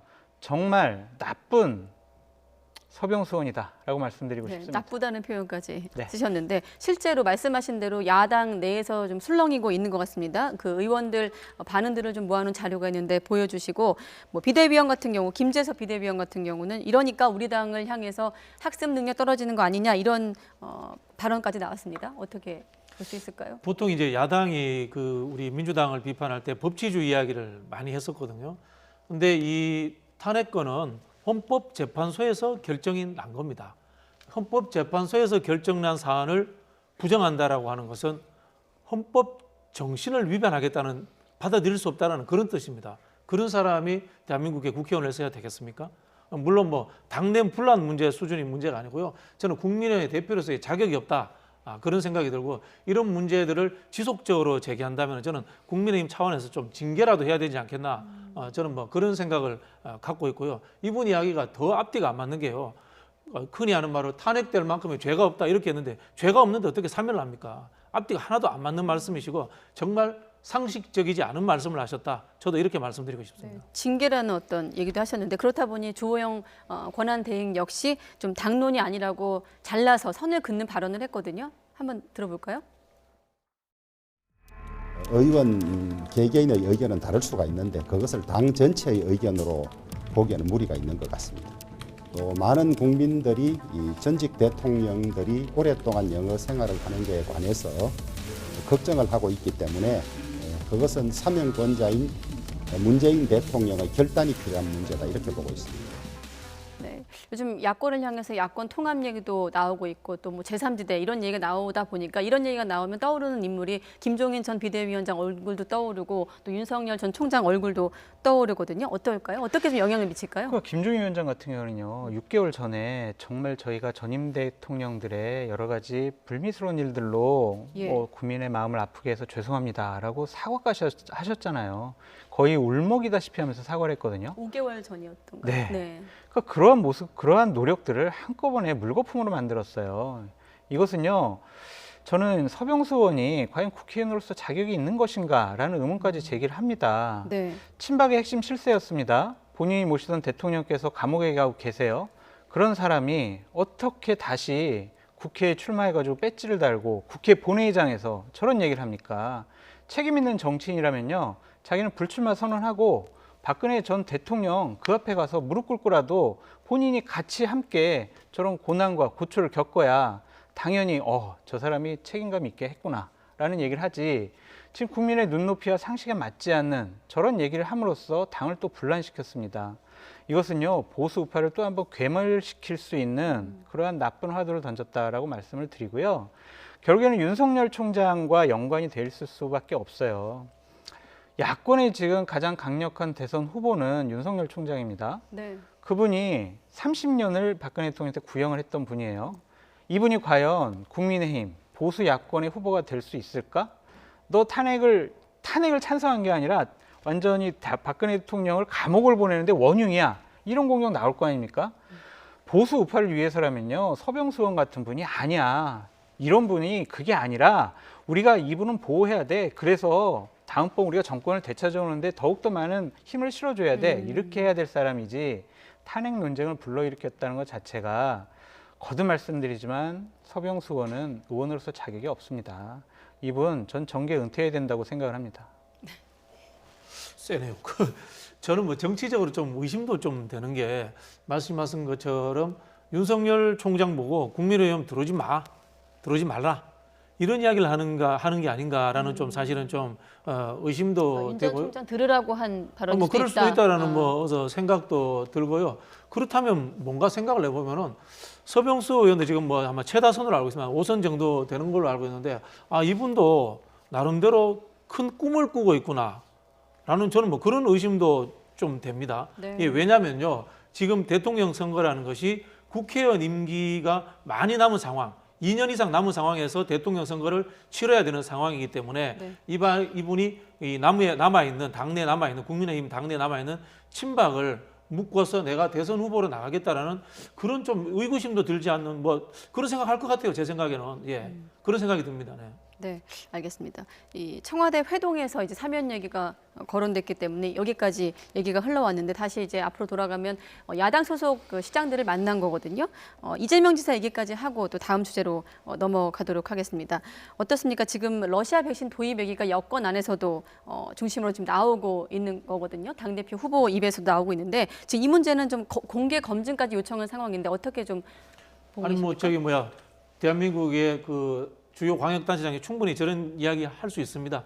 최근에 그 오세훈 시장님 같은 경우는 이제 방역 체제 문제에 대해서도 또 문제 제기를 하셨고요. 저는 뭐 지자체장들이 이 중앙 정부보다 국민들의 생활에 훨씬 더 밀접해 있기 때문에 그런 부분에 대해서 더 꼼꼼하게 알고 세세하게 알기 때문에 저런 제안들을 할 수 있다라는 생각이 들고요. 예. 저 제안에는 이런 좀 부분도 작동하고 있습니다. 이 공직 사회에 근무를 해보면요, 지방 정부에 있는 공직자들은 이 생활 현장 투입이 바로바로 됩니다. 근데 중앙부처 공직자들은 좀 늦은 측면이 있습니다. 그런 부분에서 이제 지자체장들이 보면 중앙정부 왜 이렇게 늦어? 라는 이런 측면들이 있거든요.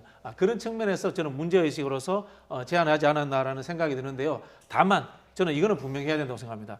이 백신의 안정성의 문제라든가 검증의 문제, 도입의 여부의 문제 이런 것들은 중앙정부가 결정하는 것 외에는 방법이 없다. 법률적인 문제도 없고요. 그렇게 생각을 하고요. 두 번째로 백신을 맞는 방법이라든가 대상의 선정의 문제라든가 시기의 문제 이런 것들은 지자체의 특성에 맞고 지역 주민들의 특성에 맞춰서 자율성을 부여하는 것이 맞다. 그런 측면에서 저는 이 이야기를 받아들였으면 좋겠다라는 생각이 들고요. 이건 역시 저는 국가 전체를 걱정한다는 대권 주자의 이미지를 만들기 위해서 한 발언이 아닌가 그런 생각이 듭니다. 그러니까 백신 선택에 좀 폭을 좀 넓혀보자, 검증의 장을 열어보자 이런 차원에서 한 얘기인데 여기에 대해서 이제 대통령 청와대에서도 입장이 나왔습니다. 이 백신 도입, 러시아 백신 도입 가능성에 대해서 점검을 지시를 했거든요. 지금 이 같은 흐름을 어떻게 해석할 수 있을까요? 저는 이재명 지사는 상당히 위험하고 무책임한 발언을 했다라고 말씀드리고 싶습니다. 러시아 백신은요, 임상 1상, 2상을 했고 3상을 안 했어요. 그래서 안정성이 있느냐, 이건 되게 의심을 받거든요.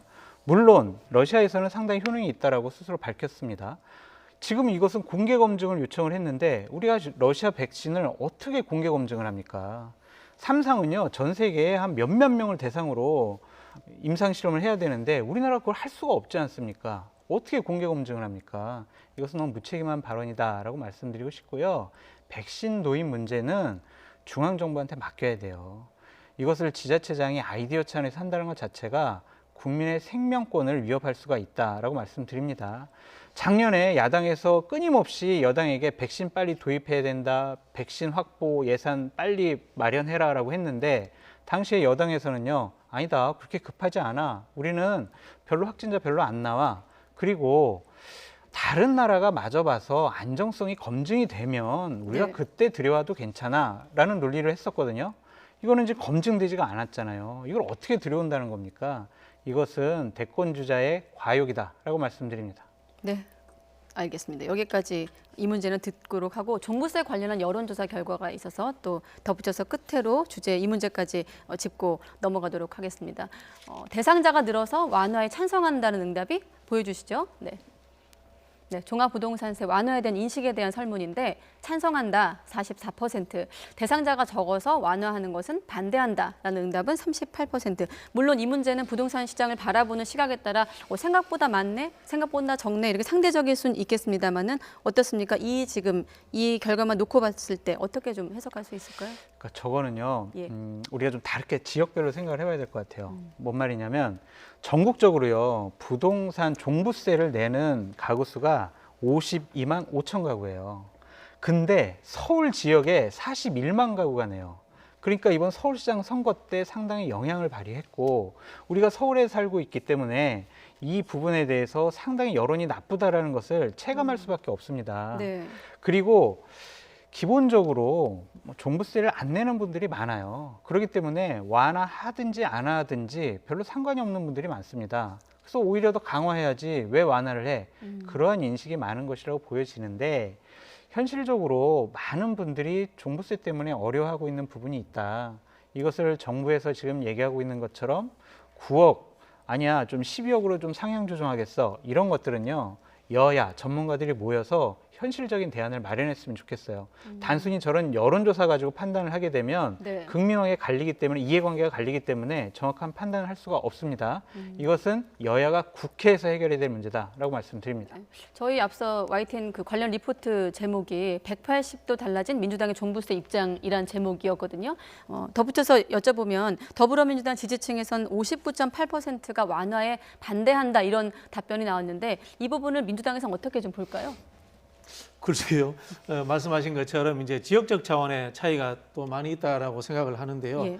이 종부세 문제는 그렇습니다. 부동산의 수요 공급의 문제와 맞춰서 같이 생각해야 되는 것이죠. 이것을 세금의 문제와 부동산 공급의 문제를 따로 떼놓고 이야기하면 안 됩니다. 그런 측면에서 저는 지금 정부에서 내는 아이디어가 약간의 혼선을 줄 수 있는 측면이 있다라는 측면에서 저는 좀 더 꼼꼼하게 살펴봐야 된다. 말씀하신 것처럼 국회가 꼼꼼하게 봐야 된다. 저도 그렇게 생각을 하고요. 이걸 또 더 크게 보면 어떻게 하면은 한반도 전체의 공간의 문제로 접근할 필요가 있습니다. 지방과 서울의 문제가 또 다르지 않습니까? 네. 그런 부분들이 있기 때문에 이것은 여차하면요.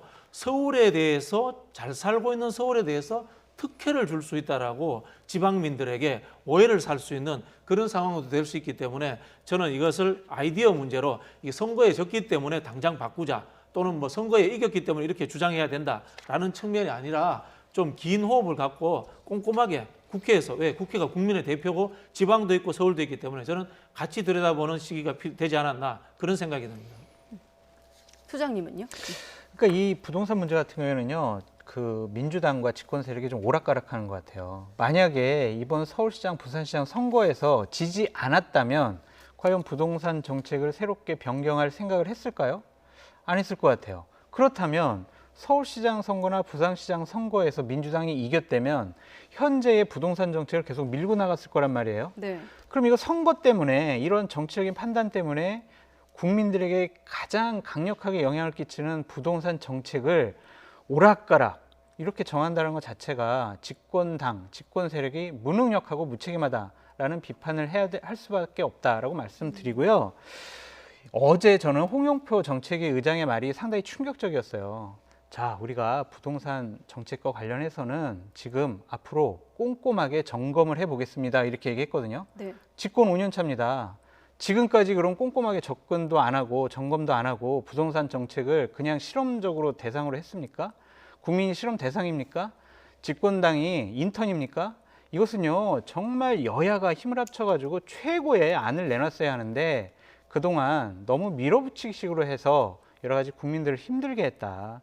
결국에는 그것이 바로 국민의 분노를 일으켰다라고 저는 말씀드리고 싶습니다. 네, 지금 홍영표 후보 말씀을 하셔서 마침 정책위 의장. 네, 정책위 의장. 네. 홍익표 정책위 의장. 홍익표 정책위 제가 헷갈렸습니다. 네, 저는 근데 당권 주자 얘기를 한 줄 알았는데. 우리 네, 장소연님 같이 이제 야당에서 저렇게 이야기하면은 네. 그럼 어떡하란 말이에요.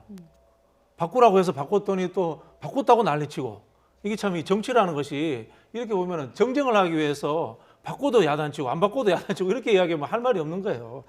그런 측면에서 좀 이 문제를 좀 여유 있게 융통성 있게 봤으면 좋겠다는 생각이 들고요. 이사 대책이라는 것도 사실은 야당에서 주장했고 하고 흔히 하는 이제 경제신문에서 주장했던 공급 정책을 일부 수용한 측면으로서 이제 변해가는 측면이 있는 겁니다.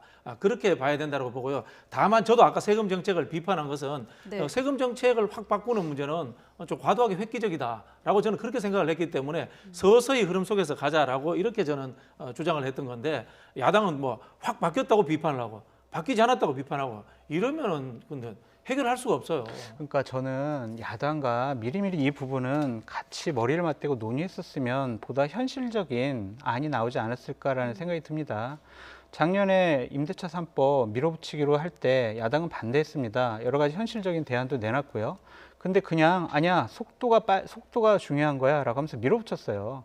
그러한 부작용과 후유증은 오로지 국민들이 다 떠안았지 않습니까? 네. 국민들을 힘들게 하지 말자라는 차원에서 이번에 여당이 야당과 좀 머리 맞대고 현실적인 안을 마련했으면 좋겠다. 수정할 것은 수정해달라. 그렇게 말씀드리고 싶어요. 네, 앞서 관련해서 당권 주자들도 어떤 큰 틀에서는 좀 부동산에 대한 책임이 있지만 좀 강론에서는 조금 다른 대책들을 내놓고 있거든요. 이 얘기까지 듣고 마무리를 짓도록 하겠습니다. 조금 다른 것 같아요. 이렇다 보니 좀 민주당 안에서도 좀 의견이 엇갈리니까 이거 혼란만 주는 거 아니냐 이런 우려도 있습니다. 저는 이제 부동산 문제라는 것이 순환이 있기 때문에 한꺼번에 쉽게 해결할 수 없어요. 여야의 생각도 다를 뿐더러 사실 경제지들이 흔히 하는 말로 부동산 갖고 먹고 사는 신문들인데 거기서 이야기하는 거 다 받아들일 수도 없고요.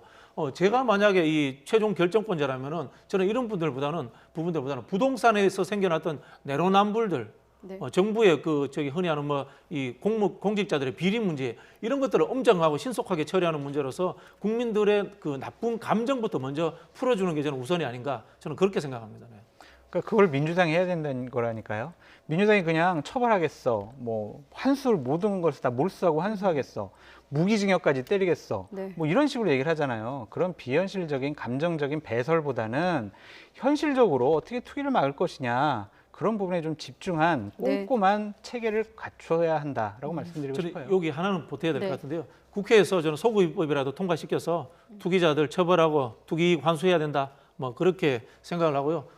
검찰도 빨리 나서서 수사하는 게 좋겠다 이런 생각입니다. 네, 자, 마무리 짓기 전에 앞서 사면 얘기할 때 소장님께서 서병수 의원 향해서 이제 야당에 좀 쓴소리 하다 보니 정계 은퇴라는 조금 강경한 발언하셨는데 수정하실 생각은 없으시고요? 네, 좀 뭐 과한 부분이 있다면 네. 제가 좀 수정하겠습니다. 네, 알겠습니다. 여기까지 듣도록 하겠습니다.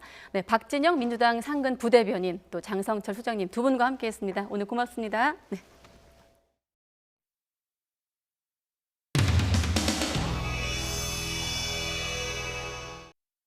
더불어민주당 양향자 의원님 나오셔서 반도체 패권 전쟁이 3차 세계대전이라는 것을 동의하십니까?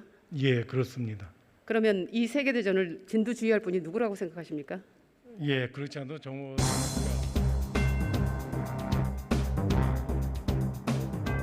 반도체 산업의 밸류체인이 정말 복잡하고 그렇다고 하지만 그럴수록 민첩하게 기관 간 역할을 조정하고 일사불란하게 지휘할 컨트롤타워가 필요한데요. 그런데 우리는 어떻습니까? 정부는 부처별로 정책이 분산되고요. 전쟁터에 나간 우리 대표 기업은 진두지휘할 장수도 없이 싸우고 있습니다. K반도체의 내부 리더십이 총체적 난국이 아닌가 걱정이 됩니다. 1주택자의 종부세 부과 기준인 9억을 현실에 맞게 상향시켜야 한다고 보는데 부총님 생각은 어떠십니까? 증세 목적이 아니기 때문에 부동산 가격이 오르고 또 공시 가격 자체가 현실화율에 따라서 하다 보니까 그 문제는요. 그 증세 목적이 아니지만 네. 일부 국민들은 증세를 받아들이고 있다는데 문제가 좀 심각한 것 같아요. 사실은 종부세를 내는 계층은 전 인구로 볼 때는 뭐 몇 퍼센트 안 됩니다. 그래서 대부분의 국민들은 종부세를 낼 대상에 포함이 안 돼 있고 사실은 전혀 관계가 없는 사안인데요. 그럼에도 불구하고 예, 그러나 종부세를 그렇게 간단하게 볼 일은 아닌 것 같아요. 그런 분들은 네. 아무래도 좀 답변을 하실 때 종부세가 대상이 한 3에서 4%? 네. 95% 상관이 없다고 네네. 그렇게 답변을 하셨죠. 네네. 저는 거기에 가장 큰 문제가 있다고 봅니다. 공시지가가 현실화가 계속 진행되면 모든 사람도 자기 집값이 올라가는 거 원할 거고요. 그런 사람들의 욕망 자체를 저는 선악의 구도로 봐서는 안 된다고 봅니다. 그 자체에서 시장에서 어떻게 움직일까, 그리고 적절한 비용을 냈을까, 이런 관점으로 접근했어야 되는데 지나치게 투기꾼에 의한 것 이렇게 했던 거 아니겠습니까? 문제가 있다고 보지 않습니까?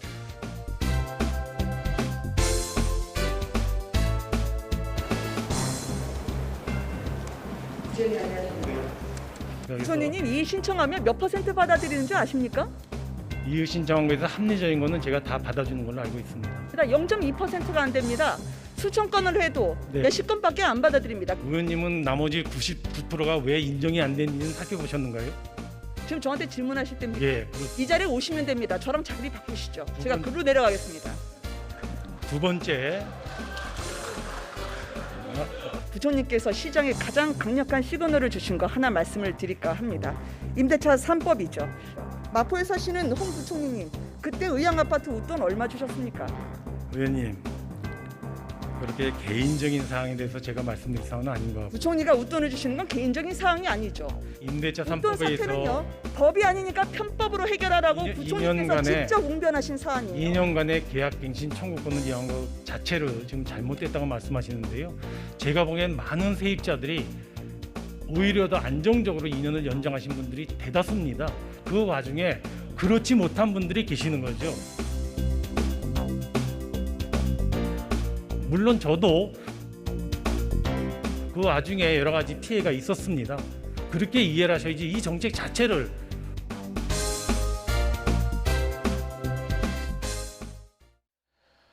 아스트라제네카 백신을 맞은 뒤 사지마비 증상이 나타난 40대 간호조무사 가족이 일주일에 400만 원씩 나오는 치료비로 고통받고 있다면서 국민청원을 올려 5만이 넘는 동의를 받았습니다.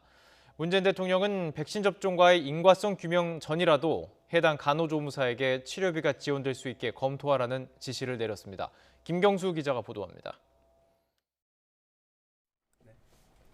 아스트라제네카 백신을 맞은 40대 간호조무사 아내가 사지마비 등의 이상 증상을 겪고 있다는 내용의 청와대 청원입니다. 과연 국가가 있기는 한 것이냐며 글을 맺은 청원인은 YTN과의 통화에서 일주일에 400만 원 나온 입원 치료비가 너무 막막해 글을 올리게 됐다고 호소했습니다. 사비시라고 1,600이고 아니면 최소한 1,000만 원 이렇게 들어갈 거라고 생각을 하는데 이게 뭐 한두 달도 아니고 6개월에서 1년을 간다고 그러니 사람이 눈앞이 깜깜한 거죠. 병원에서 일하다 보니 백신을 안 맞을 수가 없는 분위기라서 아내는 접종을 거부할 생각조차 못했는데 막상 불상사가 생겼는데도 보상 절차 안내도 제대로 받지 못했다고 주장했습니다. 치료가 끝난 뒤에 비용 보상을 청구하라는 원론적인 답변에 이어 백신 접종과 인과관계가 인정된 뒤에도 최대 120일까지 보상 심사가 걸린다는 안내에 마음이 더 무거웠다는 겁니다. 그것도 심사기간이 120일이래요. 4달이잖아요. 6개월이 될지 1년 될지 모르는데 거기에 또 4달을 또 해서 이게 된다 안 된다 이런 보장도 없는데 그때 가서 이거를 저기를 하라고 하니 사람이 얼마나 답답합니까. 당장 병원비가 너무 부담돼 다음 주부터 퇴원을 생각하고 있다는 청원인은 이럴 거면 차라리 코로나19에 걸리는 게 나았겠다는 생각까지 했다고 전했습니다. 사자 안는데 딱 있는 거예요. 코로나 확진 피해자는 뭐 산전증세라는 포스터가 딱 있더라고요. 유설파에는 그냥 코로나 피해 다니다가 정 안 되면 코로나 걸려가지고 국가에서 다 치료비도 대주고 산지 처리까지 다 해준다는데 어쩔 수 없이 이거 맞아가지고 이거. 평소 건강했던 것으로 알려진 간호조무사의 사연에는 하루 만에 5만 명 이상 동의를 표했습니다. 논란이 커지자 방역당국은 백신 접종으로 인한 피해 보상 심의는 120일 안에 처리되는 게 맞고 보상 절차가 제대로 안내되지 못한 부분은 개선하겠다고 설명했습니다. 또 청와대는 문재인 대통령이 간호조무사에 위로를 전하면서 지원 방안 검토를 지시했다고 밝혔습니다. 의학적 인과관계 규명까진 시간이 걸리겠지만 그와 별도로 치료비 등 지원 방안을 논의해달라고 당부한 겁니다. 대통령의 지시가 있었던 만큼 조만간 지원 방안이 마련될 것으로 보이지만 동시에 다른 부작용 의심 사례에 대한 형평성 논란이 불거질 수 있다는 지적도 나옵니다. YTN 김경수입니다. 근로복지공단은 이 사지가 마비된 간호조무사에 대해서 코로나19 백신 접종 후유증 관련이라는 의사 진단서를 첨부해 요양급여 신청서를 내면 산업재해 검토가 가능하다고 밝혔습니다. 근로복지공단은 국민의힘 김웅 의원에게 보낸 답변서에서 이같이 설명하고 다만 최종 국가보상은 질병관리청 역학조사와 업무상 질병판정위원회 심의를 거쳐 산업재해 판정이 나와야 가능하다는 입장입니다. 경남 하동군 20대 공무원 A씨가 아스트라제네카 백신을 맞고 3주가 지난 뒤 신체 일부가 마비되는 뇌출혈 증상이 나타나 수술을 받았습니다. A씨는 지난달 16일 접종 후 몸 상태가 나빠져 하루 결근 뒤 출근했는데 3주 뒤 두통과 팔, 다리 저림, 마비 증상이 생겨 병원으로 이송됐습니다. 문재인 대통령이 다음 달 한미 정상회담을 앞두고 가진 뉴욕타임스와의 인터뷰에서 북한과의 조속한 대화 재개를 촉구했습니다. 트럼프 전 대통령의 대북 정책 한계를 인정하면서도 이미 이뤄놓은 성과 위에서 바이든 대통령이 결실을 거둘 수 있으리라고 밝혔습니다. 홍성기 기자가 보도합니다. 변죽만 올렸을 뿐 완전한 성공은 거두지 못했다. 문재인 대통령은 뉴욕타임즈와의 인터뷰에서 트럼프 전 미국 대통령의 대북 정책을 이렇게 평가했습니다. 사상 처음 북미 간 정상회담을 개최한 건 분명한 성과라면서도 2019년 하노이 회담이 빈손으로 끝난 데 큰 아쉬움을 나타냈습니다. 임기 마지막 1년, 바이든 행정부와 비핵화 협상을 다시 시작해야 하는 문 대통령은 비핵화는 우리나라의 생존의 문제라고 규정했습니다. 그러면서 바이든 대통령이 한반도 비핵화와 평화 정착의 진전에 역사적인 대통령이 되길 바란다고 말했습니다. 다만 2018년 싱가포르 합의를 폐기하는 건 실수가 될 것이라고 경고했습니다. 트럼프 정부가 거둔 성과의 토대 위에서 더욱 진전시켜 나간다면 그 결실을 바이든 정부가 거둘 수 있으리라는 겁니다. 미국과 북한이 양보와 보상을 동시적으로 주고받으며 점진적이고 단계적인 비핵화에 도달해야 한다는 입장을 고수했습니다. 관건은 서로 신뢰할 수 있는 로드맵을 고안하는 것이라며 바이든 대통령이 지금 북한과 대화해야 한다고 촉구했습니다. 이와 함께 미중 간 갈등이 비핵화 협상을 해칠 수 있다며 북한과 기후변화 등 국제 현안에 중국과 협력해달라고 요청했습니다.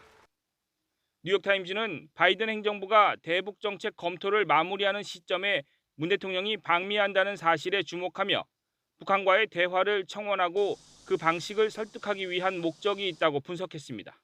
YTN 홍성기입니다. 한라산 국립공원 야영장 지난해 6월부터 사회적 거리 두기를 시행 중입니다. 얼마 안 된 광복절에 50대 남성이 야영장 안 텐트 설치가 금지된 곳에 있는 텐트를 철거해달라는 청원 경찰을 욕하고 몸으로 밀쳐 재판에 넘겨졌습니다. 이 남성 제주도 소속 공무원이었는데 최근 1심 재판에서 벌금형이 확정됐습니다. 고재영 기자의 보도입니다. 한 손에 가위를 든 50대 남성이 청원 경찰에 항의합니다. 과일만 주라고요, 과일. 과일을 주라고요. 소란을 피운 사람은 당시 제주도 소속 공무원 김모 씨로 야영지 단속에 반발한 겁니다. 코로나19 때문에 한라산 국립공원 야영지는 지난해 6월 22일부터 생활형 거리 두기로 전환했습니다. 이 때문에 야영장은 절반만 개방하고 한동씩 간격을 띄워 이용하게 돼 있습니다. 당시 김 씨는 자리를 마련해 지인 10여 명과 술자리를 가지고 있었습니다. 청원 경찰이 단속하자 몸싸움과 거친 욕설을 하며 공무 집행을 방해한 겁니다. 거리두기를 하는 상황에서 한쪽으로 여기 우리가 이용 금지한 것도 저기인데 이걸 다 치워가지고 술 마시고 뭐 식사를 하든지 이렇게 여러분이 모여 있어가지고 좀 제재를 했습니다. 피해자는 당시 손가락을 다치고 욕설과 충격에 지금도 잠을 잘 못 잔다고 밝혔습니다. 김 씨는 자신의 텐트가 커 조리도구 등을 데크 사이에 뒀고 아이들이 이용 금지된 곳에 들어갔을 뿐이라고 말했습니다. 또 피해자에게 여러 차례 미안하다는 뜻을 전달했다고도 해명했습니다. 결국 김 씨는 공무집행을 방해한 혐의가 재판에서 인정돼 벌금 800만 원이 확정됐습니다. 제주도는 징계위원회를 거쳐 김 씨에 대한 징계 수위를 정할 계획입니다. YTN 고재영입니다. 미얀마인들이 오늘 파란색 셔츠를 입고 군부에 체포된 사람들의 석방을 촉구하는 시위를 벌였습니다. 파란 셔츠 시위는 미얀마 군부 독재 항거에서 19년간 옥살이를 한 언론인이자 아웅산 수치 국가고문과 함께 민주주의 민족 동맹을 창설한 윈틴의 기일을 기념해 진행됐습니다. 윈틴은 2008년 석방된 뒤에도 군부의 민주화 탄압에 항의하는 의미에서 파란색 죄수복을 그대로 입고 다니면서 모든 정치범이 풀려나야 죄수복을 벗겠다고 강조했습니다. 미국 전기차 회사인 테슬라 중국 법인이 최근 제동장치 결함을 주장하면서 소란을 피운 중국 고객에게 공식 사과하고 중국 정부 결정에 승복한다는 입장을 발표했습니다. 앞서 중국 공산당 중앙위원회 정법위원회는 공식 인터넷 사이트에서 이번 사고를 거론하면서 테슬라는 도로 위에 보이지 않는 살인자라고 강하게 비난했습니다.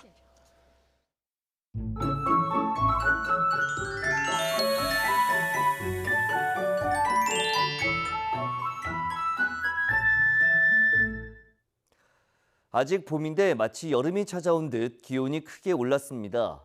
오늘 6월 하순에서 7월 초에 초여름 날씨를 보이면서 낮 동안 제법 덥게 느껴졌는데 내일도 초여름 날씨가 이어집니다.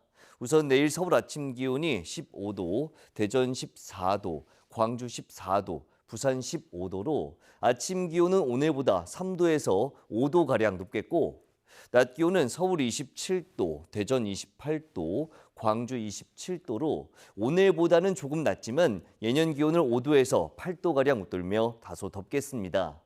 반면 동해안은 속초 19도, 포항 22도로 오늘과 비슷하거나 조금 높아 포근하겠습니다. 내일은 대체로 구름만 많은 하루가 되겠습니다. 이에 따라 서울을 비롯한 곳곳에 건조주의보가 내려진 가운데 대기가 더욱 메마르겠습니다. 또 수도권과 충남에는 미세먼지와 오존 농도가 짙게 나타나겠습니다. 모레부터 때이른 더위가 누그러지겠지만 남은 한 주도 예년보다 따뜻할 전망입니다. 날씨 정보였습니다. 네, 이상으로 뉴스나이트 마치겠습니다. 네, 시청해주신 여러분 고맙습니다.